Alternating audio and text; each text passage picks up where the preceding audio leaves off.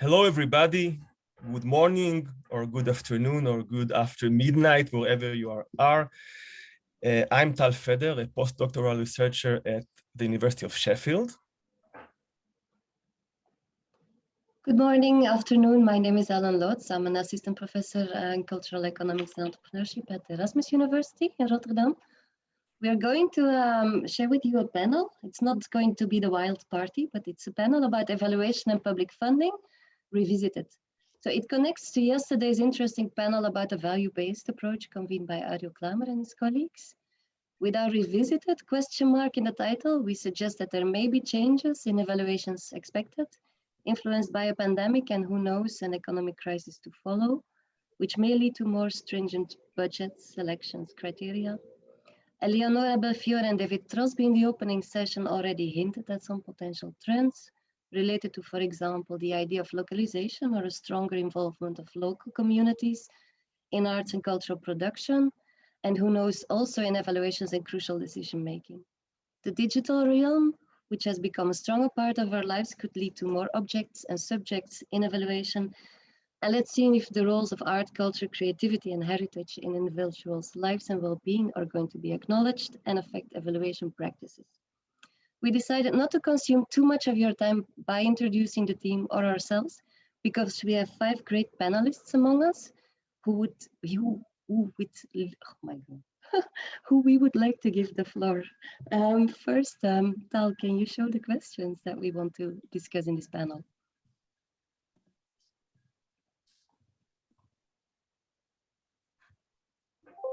Can you see it? Yes.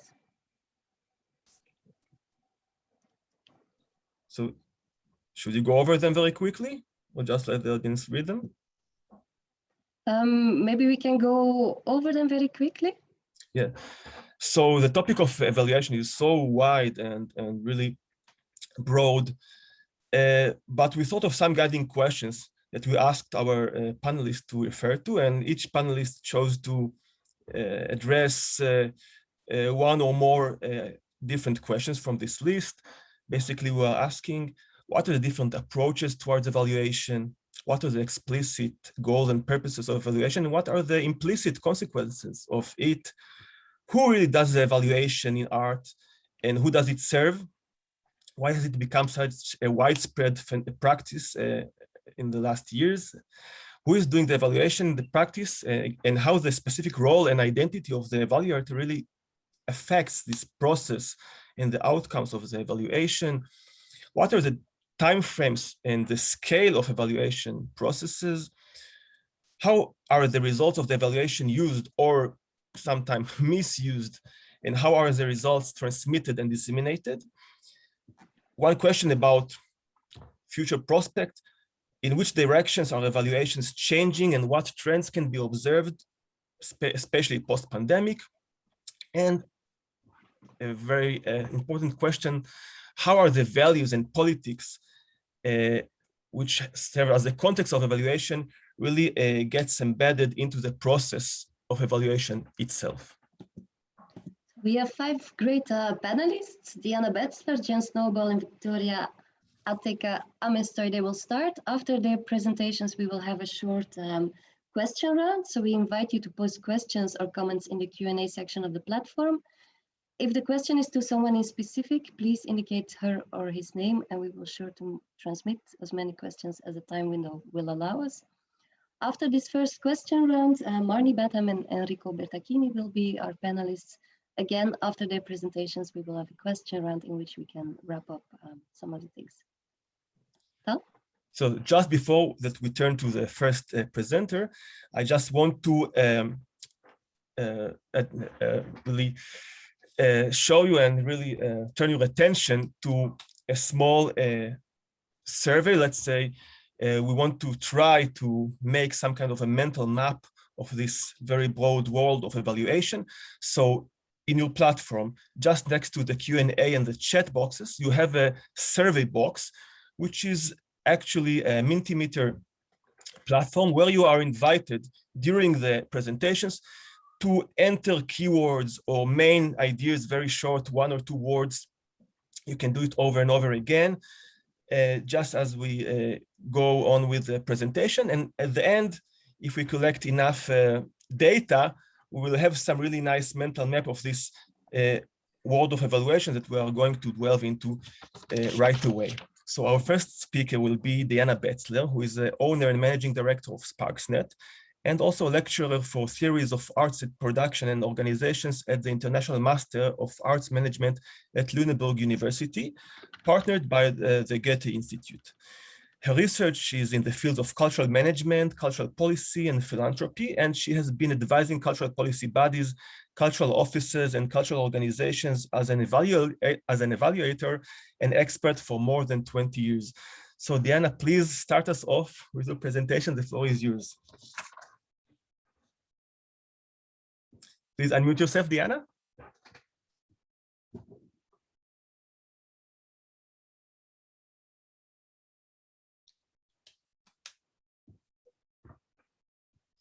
Try to click on the rectangle that you see with your, or Sebastian, can you unmute Diana, please? We still cannot hear you.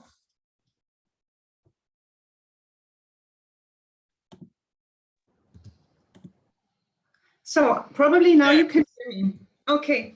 Thank you so much for the invitation, Alan and Tal, and also for the nice introduction. It was always a very much pleasure to work with you, and also the preparation was very interesting.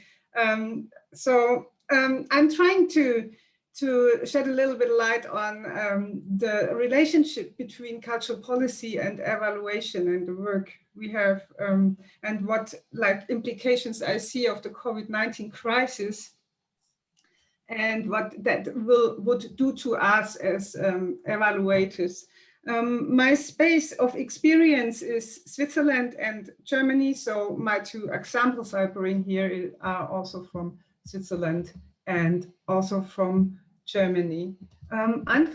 So that the cultural and creative sectors are in a state of flux was very clear even before the COVID-19 crisis. With the upcoming financial pressures and rise of fiscal debts for governments, the role and cost of culture in society will be seriously renegotiated in the next years. Under this pressure, the legitimacy deficit of culture as a policy field becomes even more visible. First, because cultural policy goals are in many countries less supported by the broad electorate compared with other policy goals. So I see an even stronger tendency to reassure the field of culture by putting legitimized first order issues, such as climate protection or sustainability and social issues, onto cultural policy agendas. Second, goals such as participation and diversity of cultural expression, they try to attract and engage as broad a segment of the population. But it is open if failures of democratic representation can be counteracted in the long term. So this is a time of disorientation, and more I observe that this disorientation leads to cultural programs and projects becoming more agile, experimental, networked, and this is a really welcome development. But it has also implications for our work as evaluators. There's another point to mention. The crisis has not only damaged the cultural sector, it has also strengthened it from the inside. Philipp Bischoff, which is the director of the Swiss Arts Council from Pro Helvetia, he emphasized at the annual meeting of Swiss cultural policymakers that he had never worked so intense and well with the very active associations and cultural practitioners. So this revitalization of civil society in crisis strengthens forms of cultural governance at the interface of the public and of the civil spheres. I believe that evaluating these forms of government and will be a very important future field for evaluators after COVID-19. In the following, I give 2 examples on the evaluation of cultural governance systems. From here, I will conclude with 3 propositions on where evaluation will lead in the future to my experience. So, example 1 is about regional governance systems. So, in Switzerland, a high proportion of value creation and innovation in the cultural sector is produced at regional level. For example, in the museums, in tourism, in lay theatres, and in small businesses. Even more in subsidiary Switzerland in particular, regions, they play a very important role, as most cultural policy are implemented on a cantonal and on a local level. So a number of cantons in Switzerland have decentralized the funding of their cultural regions. Various cultural regions have organized themselves into associations or foundations and independently and voluntarily manage their cultural funding under the supervision of the cantonal governing bodies. These organizations, they are financed through matching grants. Communities, they pay a certain amount per head. The canton doubles each community franc. Governance boards, they consist of community representatives and of artists and arts managers. So they decide equally on the allocation of the funds. On behalf of the Office of Culture, I've been evaluating and advising some of these regional funding systems since over 10 years. And the evaluations, they are ongoing. They serve both as cantonal control, but also as an opportunity to sustainably develop regional funding activities in order to achieve long-term effects.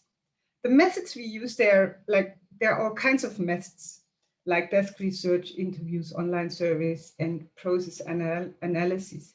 And at the beginning of these evaluation processes, the clients, they often they do not know what criteria they should actually be used for the evaluations and what is actually important to them. My experience is that in the regions, however, it is often the following criteria. It's a question of how to secure diversity of cultural expressions, how to include a broad target groups, how to foster social engagement, and also very much how to raise organizational efficiency to use the resources in a very targeted manner. And very often decision-making in these boards, in these mixed boards of governance are really important and also crucial. These Swiss systems of cultural governance, they ensure vertical integration of policy levels and integrate artists and cultural workers in decision-making. But one systemic problem of the system is how to prevent old boy networks and how to address all artists culturally engaged people equally. So this is like one systemic failure of this system. Let's turn to the second example to make a few common conclusions afterwards. So the other example is from Germany, which is on a democratically elected cultural advisory council. It's in the city of Wiesbaden. They have established an advisory body to accompany and further develop its cultural policy. It aims to promote cultural life in the city and the diverse coexistence of the numerous cultural activities. As an independent body, it advises and supports the committee of the City Council responsible for cultural affairs and comments on projects relevant to cultural policy. But in addition, the advisory board takes its own initiatives by recommending the resolutions to the City Council or by independent public relation networks. So this two-sided role has an implementer of the city policy on the one hand, and as an agenda setter in its own right on the other hand, is quite special. And the legitimacy structure, and now I come to my first slide again, of the committees, they are very interesting. 12 people are delegates from city politics, and 12 people are representatives from the cultural scene and are elected every 2 years. Unfortunately, the voter turnout was extremely low at 2%, and the question arises as to whether and how can the advisory board be legitimized democratically in the longer run. So in addition to the task of developing recommendations for better efficiency and effectiveness of the system, answering the question on its democratic legitimization is the evaluator's challenging task. So what are the conclusions of these examples? I can see three developments of on evaluations in these changing cultural policies times after the COVID-19 crisis. The first is that I see that evaluation, they will step out of their control function even more as they did in the last years. Meaning that evaluators will increasingly act as change agents and consultants. The examples have shown that the interaction of private and state actors will increasingly raise questions of participation and democratic legitimacy. Second, I observed that focus of our public clients will turn from program evaluations to a demand on evaluating more the capacities of governance structures. And effective structures of cooperation, they will play an important role in future. And they are thus also a very interesting work field for evaluators. And third, new evaluation criteria will evolve, such as financial resilience, organizational agility, and maturity.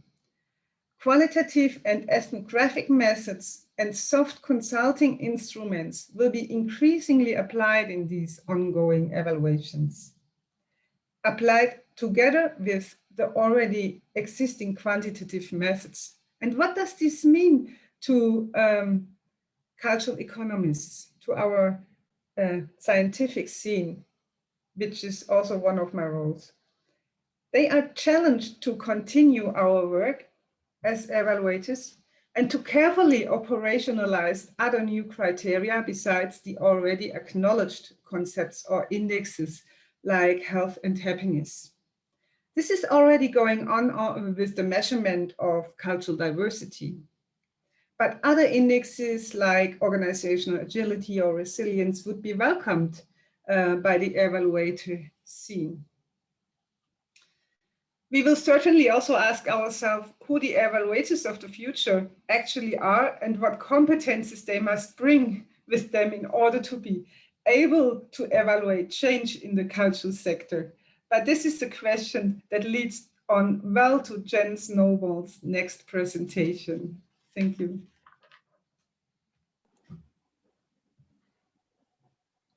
Thank you, Diana. It's an interesting question. Maybe Jen can already reflect a bit on it.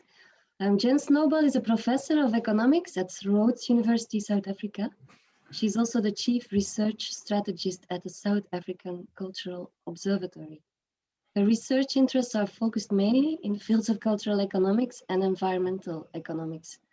Her research work in cultural economics has included developing and testing a framework for the monitoring and evaluation of publicly funded arts and culture, cultural mapping studies, employment in cultural and creative industries, and international trade in cultural goods and services in emerging markets. Jen, the floor is yours. Thank you. Thank you very much. Well, firstly, thank you to Ellen and Tal for inviting me to be part of this wonderful panel. And thank you to Diana for that really great opening session. My question is about who is doing the evaluation and whether this has any effect on the processes and the outcomes of the evaluation itself. So thinking through this, I sort of tried to imagine a situation in which the evaluation is being conducted by three different parties, or you can think also about combinations of these.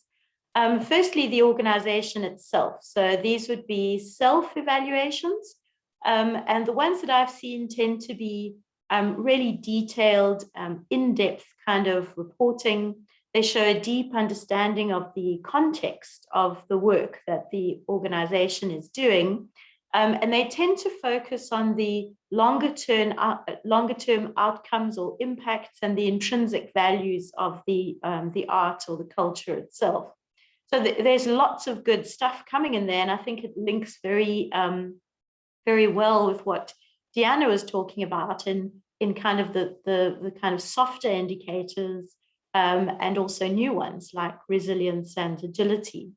But these tend to be subjective, obviously, as all self-evaluations are, and so they're seen as having kind of lower reliability compared to evaluations that come from outside the organization itself. They also tend to have less kind of theoretical or critical analysis because the people who are doing the evaluation tend not to be evaluation specialists. So they're working from inside the arts organization and they're bringing their expertise to that. I've also seen evaluations that have been commissioned or actually done by funders, and these can be public organizations like the National Arts Council in South Africa, or they could be private organizations. So these are typically companies who are investing in arts and culture as part of their corporate social responsibility. And the sort of defining characteristic of these is that they are linked to the aims and objectives of the funder. So up front, the kind of evaluation that they're looking for is related to how they're going to report to their stakeholders, whether they are the shareholders of the company or the public. So they tend to focus much more on the kind of social or instrumental values associated with the project. So you typically get quite a lot of numbers and not all that much kind of in-depth reporting, but they are more objective. So because they're being done from outside of the organization, there might be a little bit more in terms of critical reflection.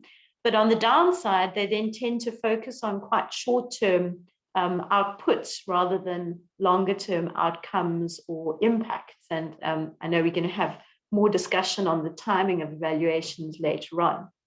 And then the final group, which probably because some of us do these evaluations, we think of as kind of the best, right? Is if you get an external consultant or researcher who is a specialist in monitoring and evaluation to come and do the evaluation themselves. So the strength of these, I think, is that they do link to kind of holistic theories, are sometimes using things like logic models or the theory of change. And then there's a real kind of critical assessment of what is what's trying to be achieved and what is actually achieved. These are certainly seen as having the highest level of reliability and validity because it's kind of assumed that as an external evaluator, as they say, you don't have a dog in this fight, right? You're not, there's no kind of reason for you to over or understate or over or underplay what the organization is achieving. These evaluations also tend to have quite a good context, so they're set in a very good context, but because they're not done by people involved in the sector themselves, so often we're not the artists or the creatives, they tend to not to capture the nuances. I just want to talk about two examples from the South African experience. Very briefly, where we tried to, we tried to bridge the divide between these different kinds of evaluations. The first one is the South African Festival's Economic Impact Calculator that was developed with or led by Bruce Seaman, who I know is at the conference, for the South African Cultural Observatory. And this is an online tool. It's free. It was funded by the government, and basically it tries to give arts organizations a way to have something that is more reliable, a sort of a method, but is not as expensive or as sort of totally external as hiring a consultant would be. And this has been quite successful. So it's a tool where you can enter information from the side of the organization. So it could be festival spending, it could be the number of producers, your estimates on things like how many people came, how long the festival was. And then we locked into the system some of the more sort of what can be the more problematic things like the size of the multiplier, which was varied by the population size, the impact area. So it wasn't perfect, but it gave you, we thought, a pretty robust way of doing an evaluation from inside the arts organization itself. The other project that I've been involved with quite recently was the evaluation of an arts education program, which was commissioned by the funders themselves. They mostly had longer term kind of outcomes and impacts. So that's their theory of change down the bottom there. And they basically funded education and skills development in the creative economy. And then after a period, they wanted a report. And so we were part of that team. So their theory of change has got these kind of really grand impacts, aims, things like developing a creative mindset amongst the youth of South Africa, or building the creative economy of South Africa, which is great. But then when we came to saying, okay, we want to design the evaluation and how we would look at this, and we had all this kind of qualitative analysis, then they kind of said, well, that's fine, but we also want to know like value for money indicators, right? And you can only do it over 3 years. And one of those years was 2020, which was like a COVID disaster for South Africa. So we had this kind of disjuncture between what was seen as a longer term kind of social impact, right? And maybe economic. And then we had to use all these short-term measures, which didn't sort of sit too well with us. So turning now to some sort of provocative questions for you as the audience to think of, and maybe also linking to what's coming up next. In South Africa, and as I've learned from the last couple of days at the conference, there definitely is a shifting focus from measuring the intrinsic value of the arts, so arts for art's sake, where we talk about artistic quality, to talking about the social and sometimes the economic impact of arts and culture. So when it comes to applying for funding, whether it's government or private, suddenly it's much, much more important to mention these things. And that's logical, but social impacts are still instrumental, right? You're still aiming to use art to achieve something else. You're not focusing on the art itself. And so I'm wondering if this is not going to come back to kind of bite us later on, down the road. Another question which links to what Deanna was saying is about a kind of legitimacy, is are independent evaluations that we're asked to do all the time, are they really unbiased, and does that make them more valid and reliable, right? So where is the line between being an arts advocate and being a kind of critical external evaluator?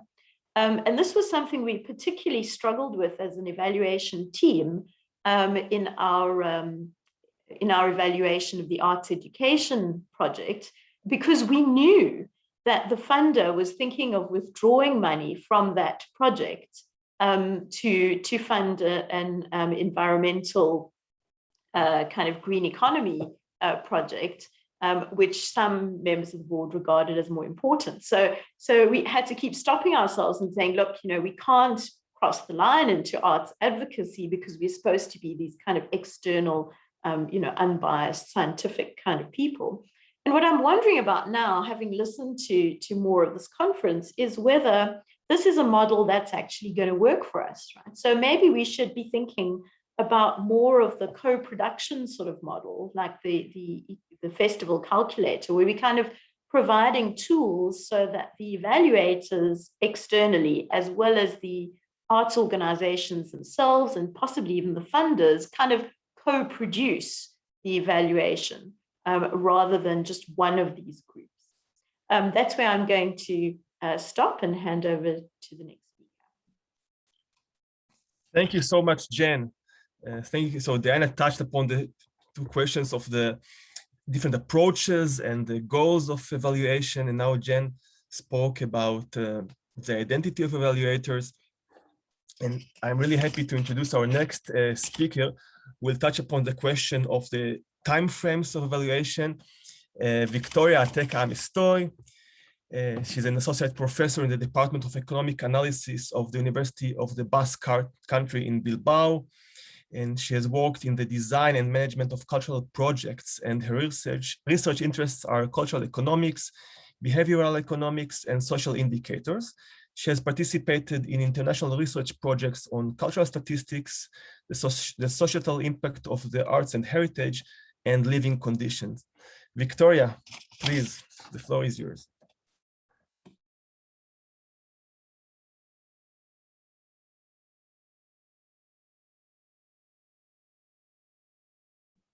Victoria, unmute yourself, please.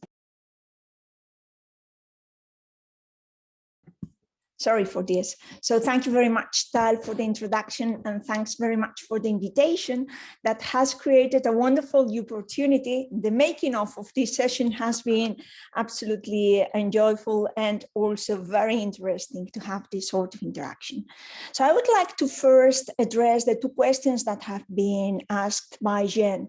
The first one is about the dangers of thinking that intrinsic values and the intrinsic value of culture is not properly dealt with this vision of social impacts.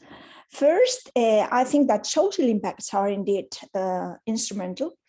I think that probably there is a way out, considering that we are interested in the societal impact. In English, this distinction works. In Spanish, unfortunately, thinking about the differences between social impacts as those that have to do with human interactions and societal impacts, those that have to do with human activities in communities, is not so clearly addressed.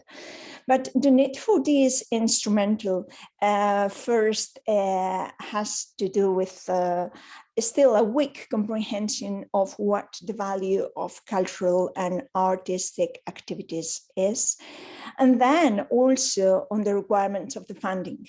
The trend that Jen was speaking about, I think that honestly, unfortunately, in Europe, we didn't come from a perspective when intrinsic value was important, and then nowadays these extrinsic or instrumental values or impacts are more important. I think that we come from a reality in which at the beginning it was economic impact and economic impact assessment, and now we are deriving to this social impact. And it's also determined by the funding. First, public funding by public institutions, and nowadays there was the emergency of new funders, let's say corporations and different grant makers that were interested in these social impacts.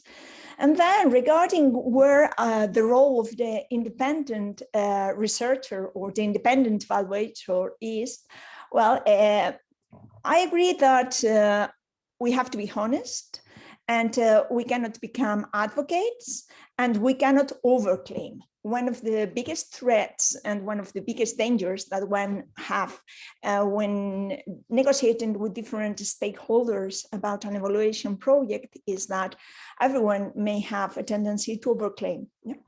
So collaborations are indeed very important. This has been addressed by David Crosby in a number of addresses, and it comes in the discussion through the conference once and again. But I think that we cannot become advocates, we cannot become gatekeepers as curators might be, or the people technicians on the field. And well, if we need to be facilitators of change, then probably we are being asked to have some role of leadership, which I may consider that it might not be in the responsibility list, or that this is, so far we have been called in order to be auditors of the change. And this made that the tradition of the independent expert was a bit like the role of the parachuter that came after the project was over and was asked to certify that things as simple as the aims of the project that received the funding were achieved, to what degree, and then probably to translate everything into monetary metrics or some quantitative metrics such that this could be a legitimation for the parts that were involved in the project. So it might look like being part of a technical thing, but these timeframes and the scales of the evaluation, this is what I'm gonna speak about. And this is like, imagine a project that started sometimes in the past, and 2021, some cultural economists is called to parachute in the project and assess that something happened or some change indeed happened. So the state of the art is quite disappointing, because this role of auditor, of the certificator, is just considered like, come here and certify that the outputs, that the money was well spent and that was promised to happen did indeed happen. And it has led, from my point of view, to having things done, to counting the number of activities, and the activities were scheduled properly. They received a given number of visitors. So this was just the measure of uncritical success. And then in this theory of change approach that Jen was proposing, or she was showing how they dealt with in some of the projects in South Africa, we've got a big mess with outcomes. Yeah, so outcomes that refer to different dimensions.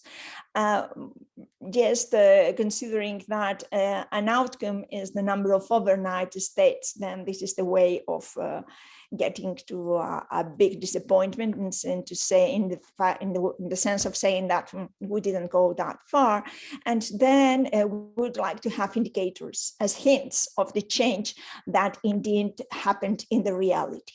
There are, of course, also differences in the scale. Sometimes we're asked to measure interventions, whereas some other times we're asked to measure whole programs. And sometimes we're even asked to develop whole research, applied research projects, at the one that I would like to present or I would like to consider. And this is Heriwell. This is a project that is an ongoing applied research project in the framework of ESPON, and that this is developed by a consortium of 3 research institutions. And this deals with finding the framework and finding the evidence that would help us to progress into better understanding of how cultural heritage is a source of the societal well-being in the European regions. So here we move, this is about first assessing the object of study, which is the first challenge, yeah, the scale of the whole stock of both tangible, intangible, and digital cultural heritage in Europe, in a bundle of European countries which comprise European Union plus another 5 countries. And well, this means that the first challenge is that the object of what's going to be evaluated, it's fuzzy. The stock of capital in these 3 dimensions, and how to measure it, how to define it. We're still considering that ICOM is redefining what a museum is. We are constantly redefining what cultural institutions and what cultural heritage is in different dimensions. If industrial cultural heritage, if intangible cultural heritage, traditions or different levels is, what digital cultural heritage is. So this is the first challenge, and then this to be mapped at the European, at the regional level. Then also to consider what are the policies, the programs and the interventions. This means that it's not only the funds that comes comes from the big funding in Europe, the structural funds.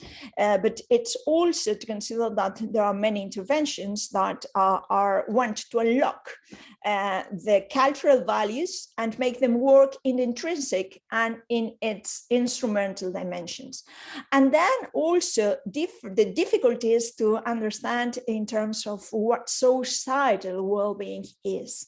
And then we move from individual to social outcomes. We move from happiness and the metrics of what effect this may have at the individual level, what are the communities of references, and which is the society as a whole.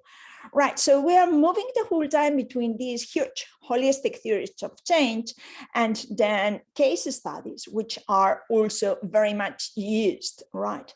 And I would like to highlight here what I think it's the danger of case studies and best practices, because sometimes they are representing extraordinary effects. And these extraordinary effects are given back to the research community or to the cultural practitioners community as being the yardstick, and something that every cultural project and every cultural organization, no matter how big or how small are, could aspire to, which is somehow problematic. And then, well, there is this question about the result of the evaluation and the assessment. I think that the sector and the cultural sector, probably through means of these long-term collaborations, because thinking about the time framework, right?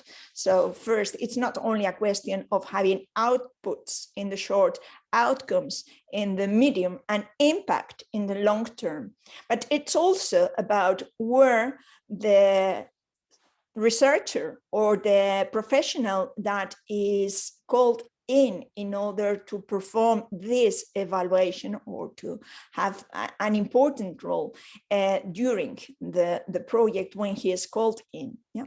So I think that it only works when there are long-term initiatives and long-term alliances.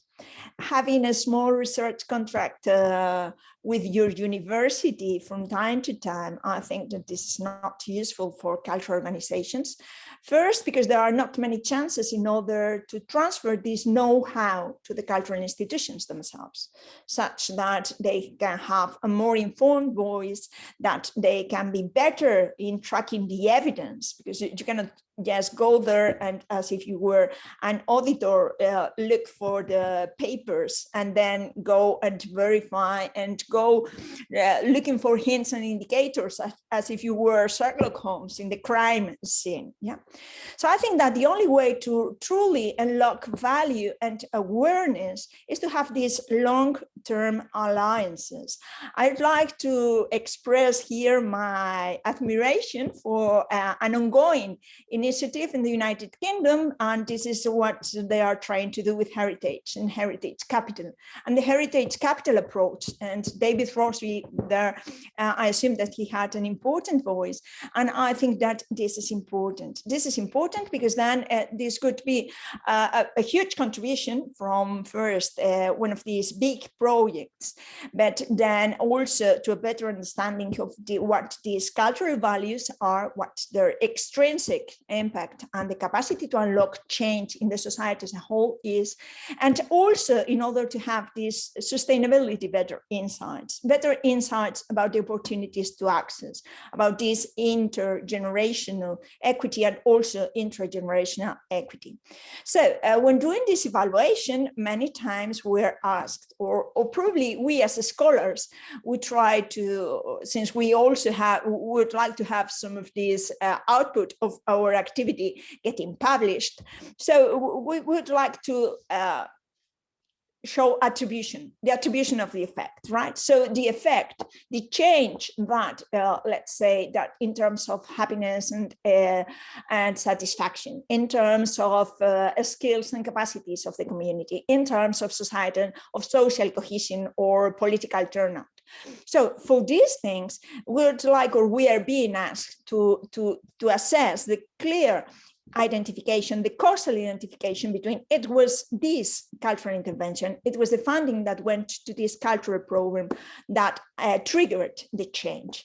So my last question that is left here in order to motivate and to challenge the next speaker is, at what point should we strive for this causal identification? Thank you very much.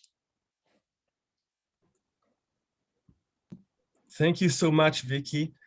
In this presentation, it really stressed how all these seemingly technical questions are so dependent and related to values and to really a very deep concept, and ending with a question, which again shows how a seemingly technical question is really so value rich.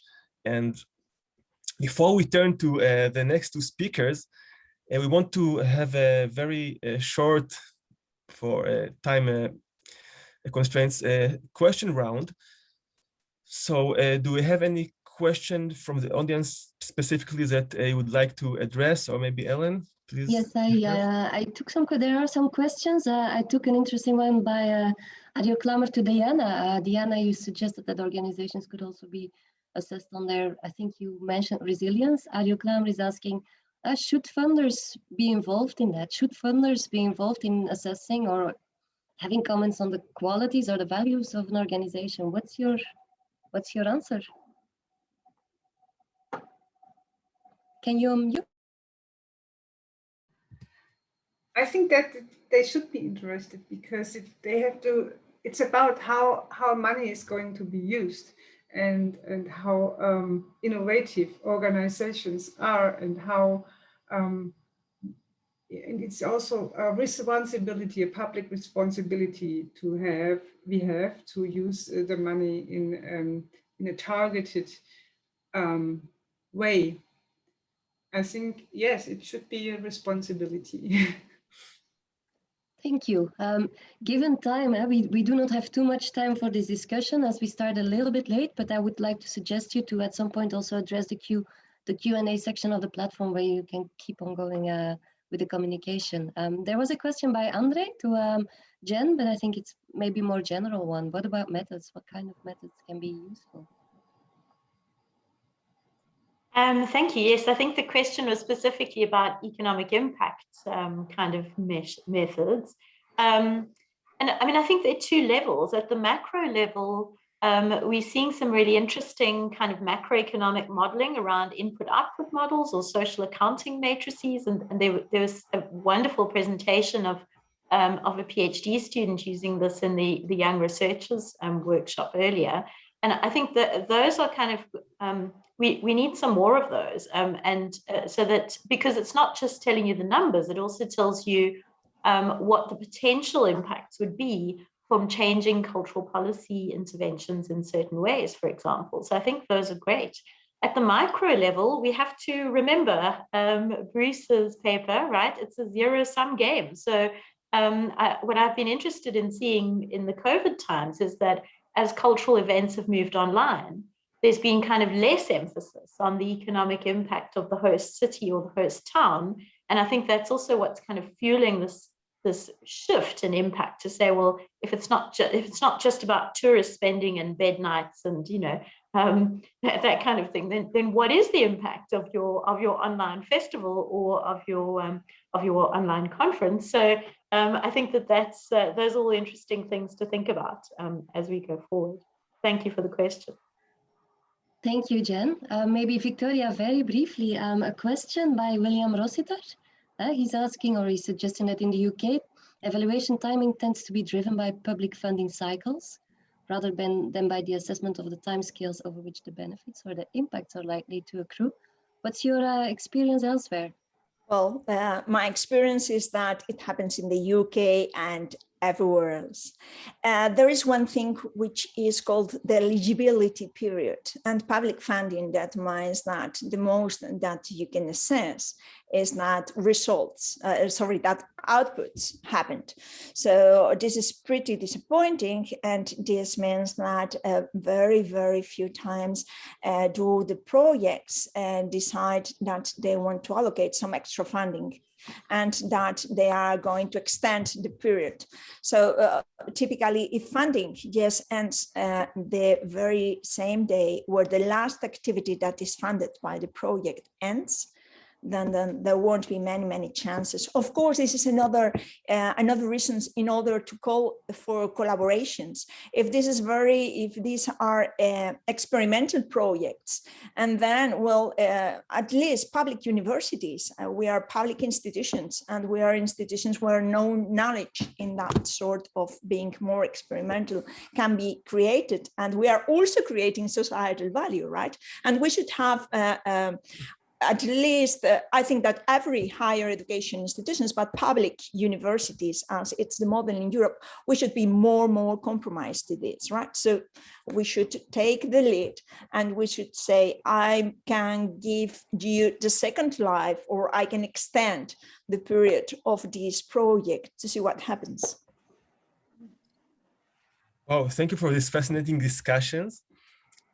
But it's time to turn to the next speaker, Marnie Badham, who will refer to the questions of politics and values in evaluation, and of the future prospects of evaluation. And you're also, Marnie, welcome to say something about Victoria's question about causality. Marnie Badham is an artist researcher and a senior lecturer, and a senior research fellow in the School of Art, and also she co-leads the Contemporary Art and Social Transformation Research Group and the Cultural Value Impact Network at RMIT University in Melbourne. Her research sits at the intersection of socially engaged art, participatory research methodologies, and the politics of cultural measurement. Her current projects include a series of creative cartographies registering emotions in public space, curation projects on the aesthetics and politics of food, and a project about sustainable strategies for the visual arts sector. So Marnie, thank you, the floor is yours.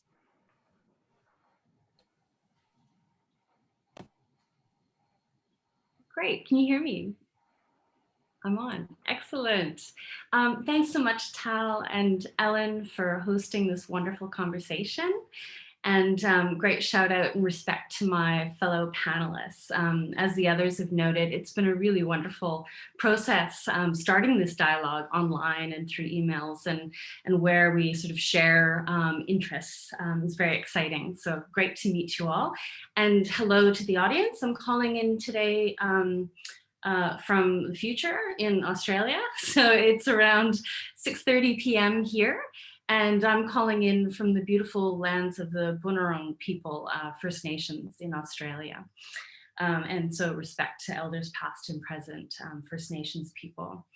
In response to Victoria's excellent question around causality, I did a PhD years ago around democratized cultural indicators, and really sort of explored how to challenge this understanding of impact and causality. If culture happens, then this happens to community, and this sort of direct line.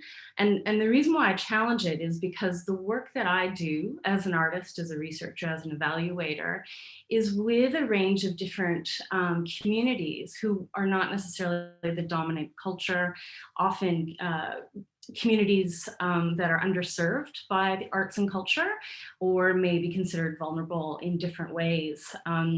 So the projects that I work on are quite complex, with many different stakeholders, and require sort of multivalent, non-linear ways of understanding value and values. So I'm very much interested in finding ways to challenge cultural hierarchies and democratize indicators in a way that communities can participate in a partnership with the evaluation of their work in a self-determined way.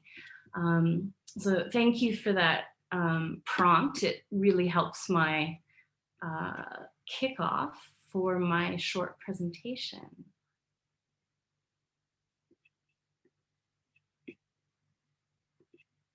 How's that, Tal? Can you see me? Yep. Yeah.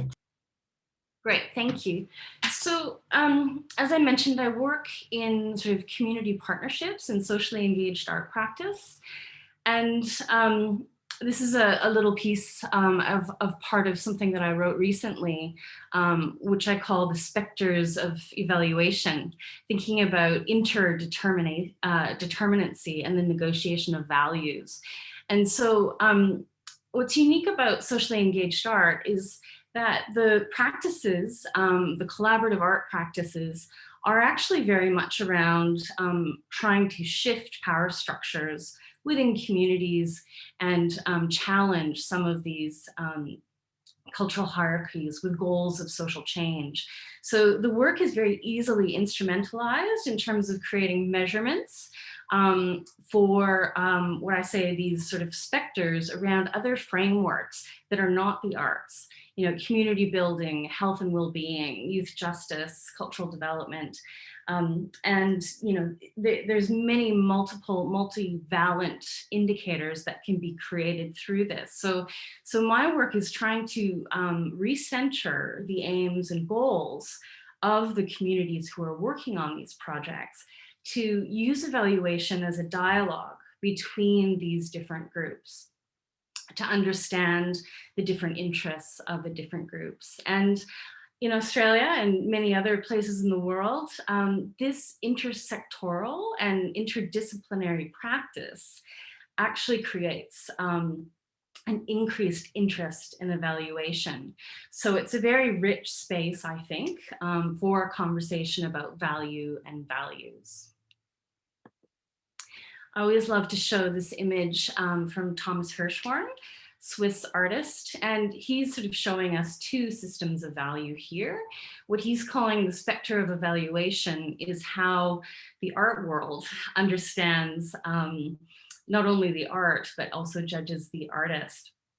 So these are, you know, aesthetic hierarchies, different systems of cultural value from the art critic, the curator, the historian, collector, professor, and so on.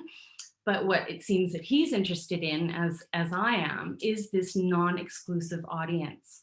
So the other, of course, has many different values and systems of understanding of value, which Hirschhorn here shows as judgment of the work. If I were to create an extension to this drawing, I could set up other specters of health frameworks, justice frameworks, community building frameworks, with many other systems of value. So I'll discuss briefly two case studies in how I approached, or how I was invited, the methodologies that I use, and some of the learnings and outcomes from the work. So two very, very different projects here in Australia, but both with elders and dance. So on the left is the LGTBI plus dance club. It was a seniors social dance club, and the Coming Back Out ball.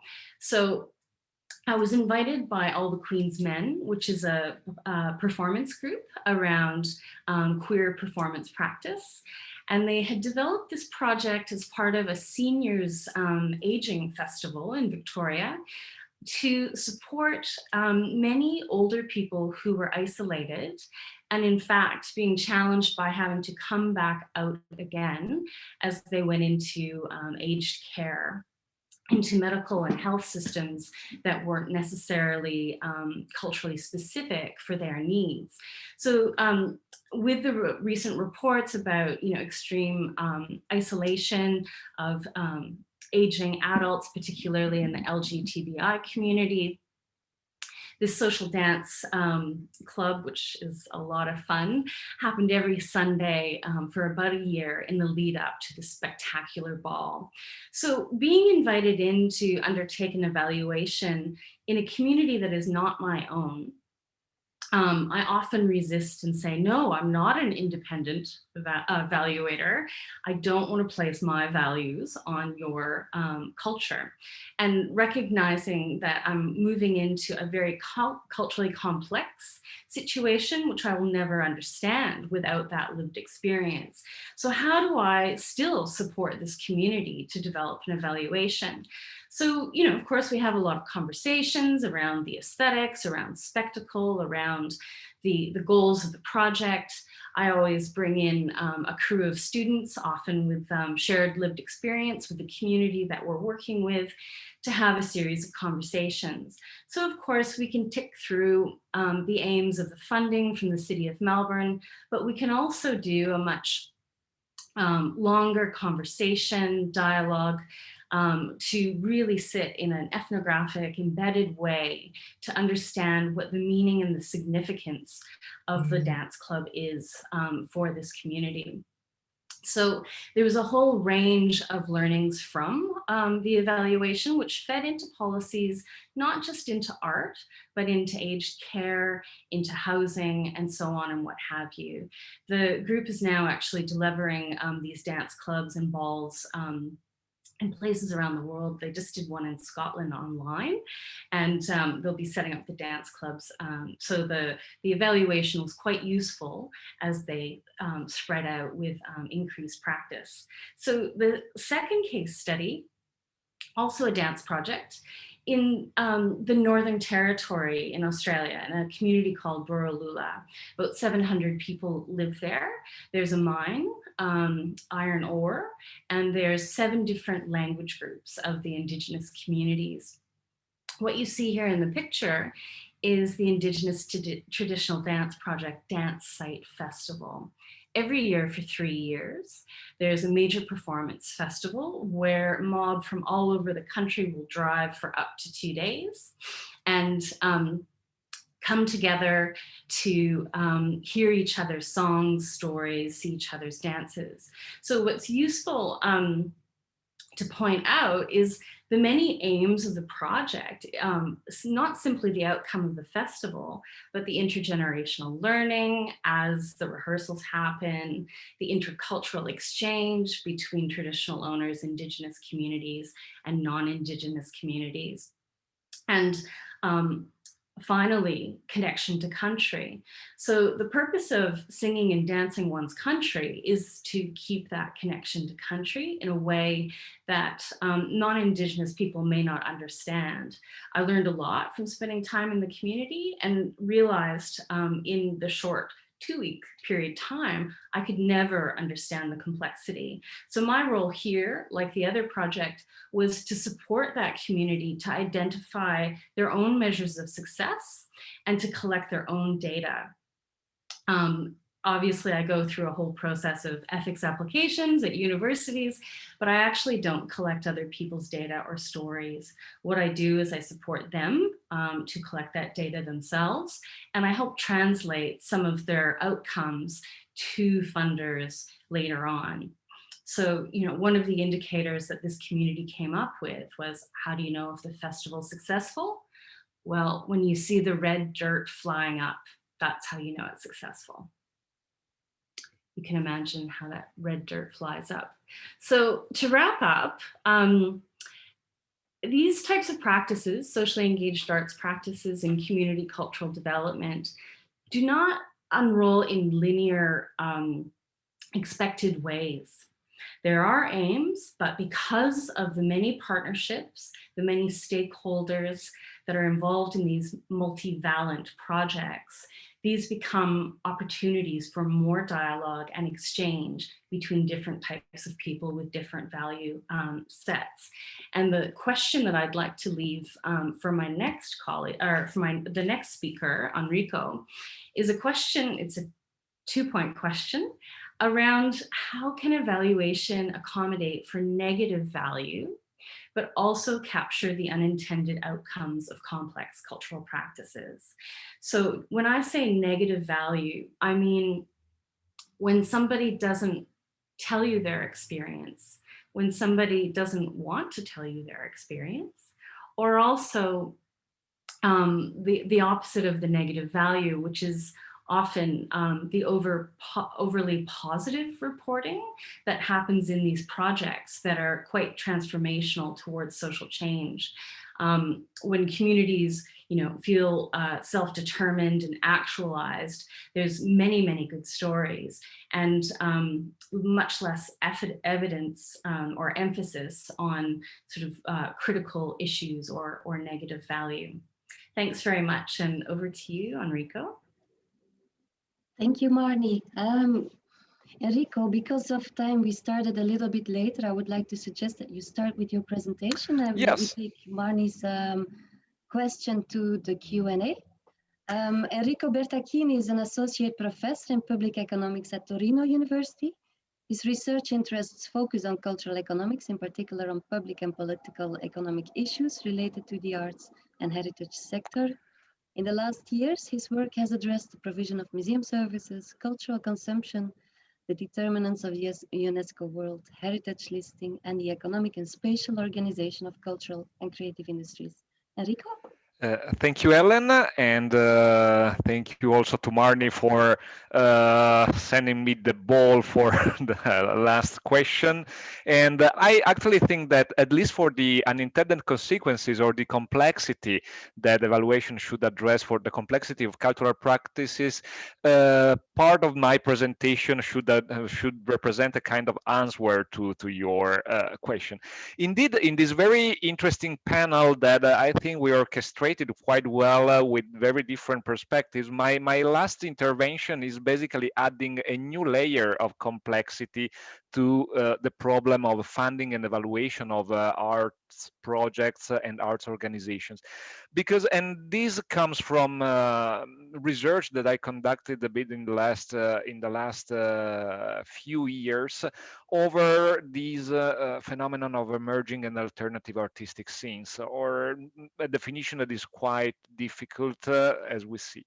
So what we are talking about, when we talk about alternative cultural production, it's a very blurred but relevant system for the cultural vibrancy of the places. I think that we are all pretty aware.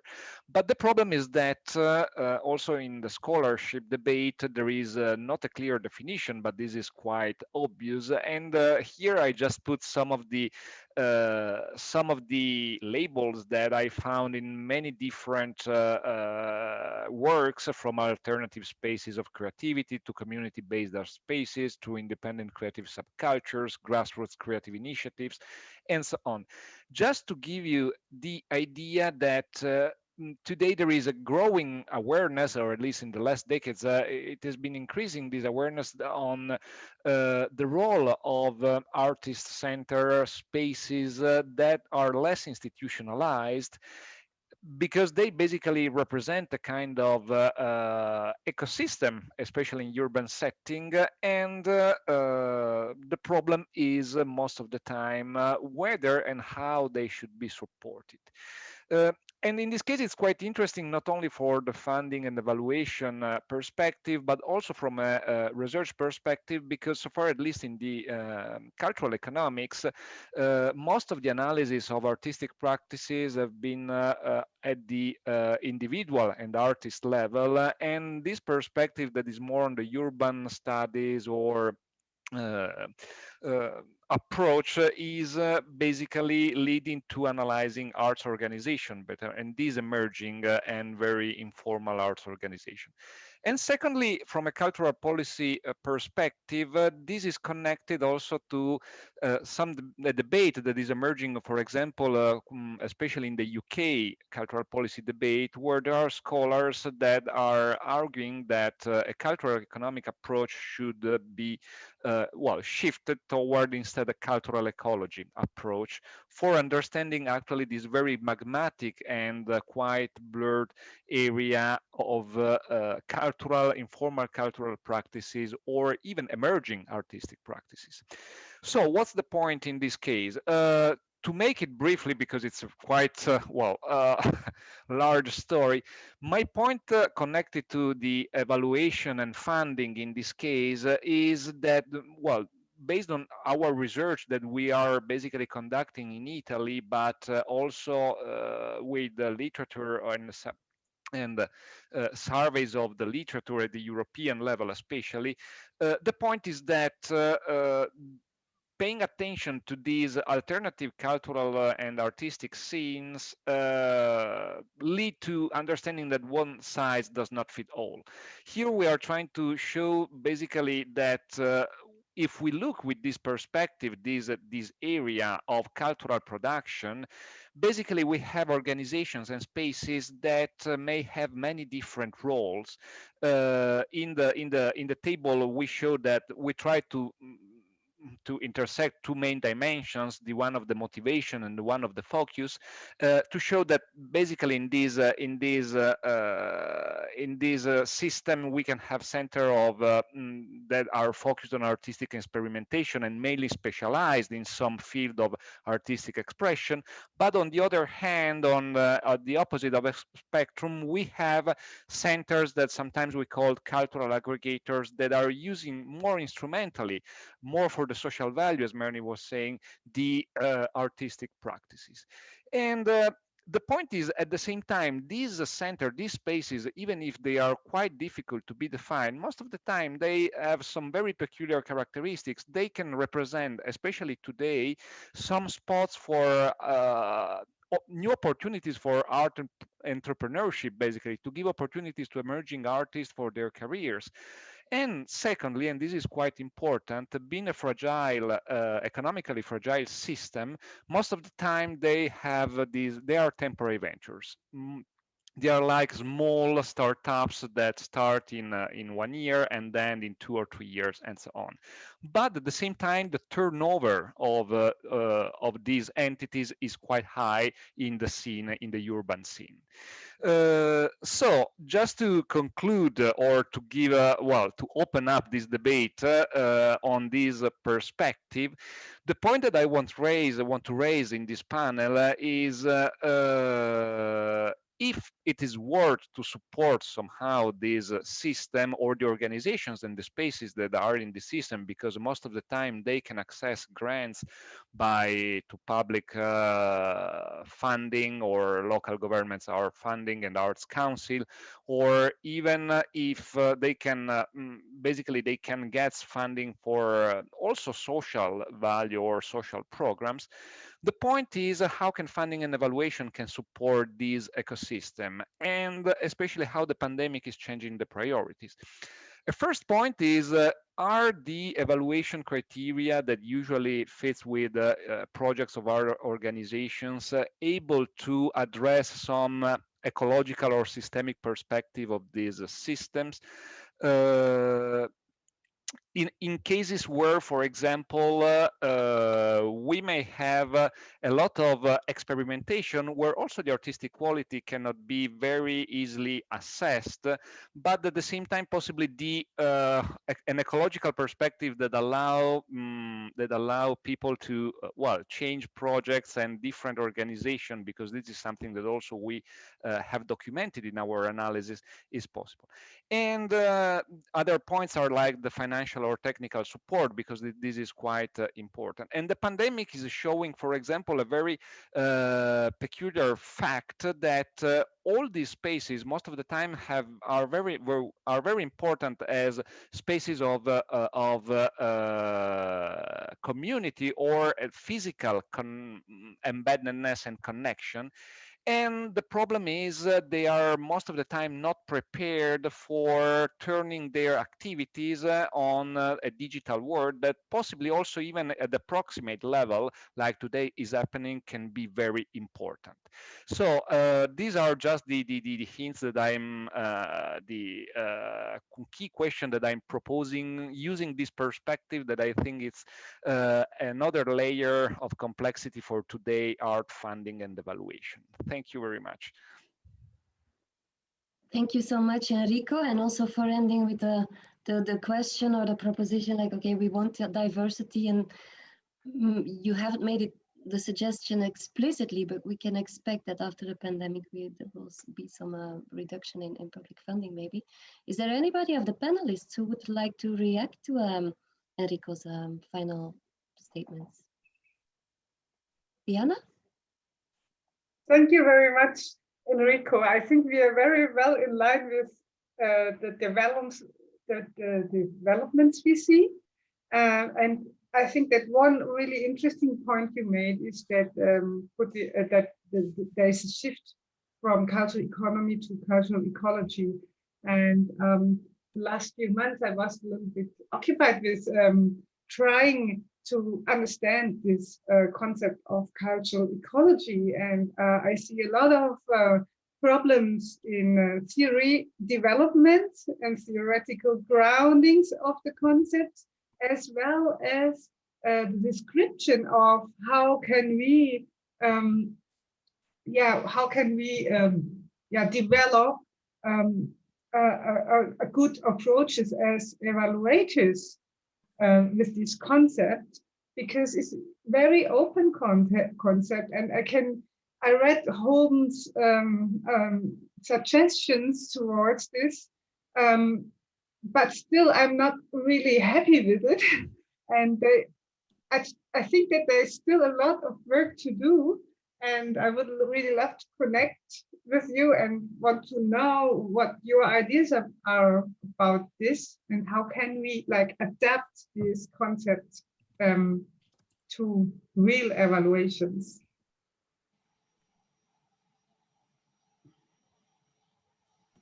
Thank you, Diana. There is an interesting debate starting to get to life in the Q&A. It started with a question from Trine Bille. She writes that her experience is that policymakers are looking for very clear answers and arguments for evidence, for causality, which is very difficult to prove. So therefore, evaluations often end up at consultancy firms who, by being paid to prove whatever needs to be proved. How can we as researchers do better in engaging with policymakers and still keep our integrity? There was an addition that policymakers often seek for benchmarks, rankings. What can we do as researchers? What could our position be? Is there anybody who would like to react to that? I'd like to speak to it really briefly, and perhaps even go back to what Jen started talking about with the 3 different types of evaluation. I actually think there does need to be a partnership between organizations, the self-evaluation, the external evaluator, and the funder, because again, this kind of negotiation of value and values, I think it's very important that there is sort of an experience and a shared understanding of what even the goals of the evaluation are, to be able to achieve any sort of understanding of practice, or at least conversation along the way. But it's my experience that funders, work in very different timelines and cycles.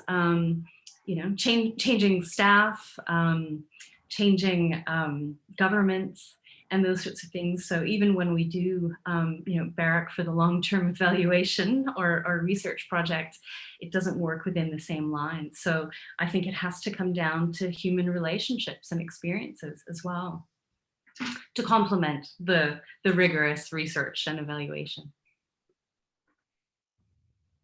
Any other panelists?